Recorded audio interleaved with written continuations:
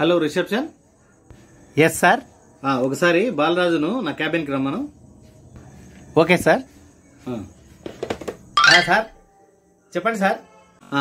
ఏం లేదయ్యా, నాకు డౌట్ వచ్చింది, నువ్వేమన్నా తీరుస్తావేమోనని పిలిచానమాట. డౌటా? అడగండి సార్, మీకు తెలుసు కదా నేను పెద్ద టాపర్నని. ఒకసారి మనిషి చచ్చిపోయినాక అదే రూపంలో అదే పోలికలతో పుడతాడంటావా? పిచ్చేమైనా లేచిందా సార్ మీకు? చనిపోయిన వ్యక్తి మళ్ళీ పుట్టడమా? మళ్ళీ అదే పోలికలతో?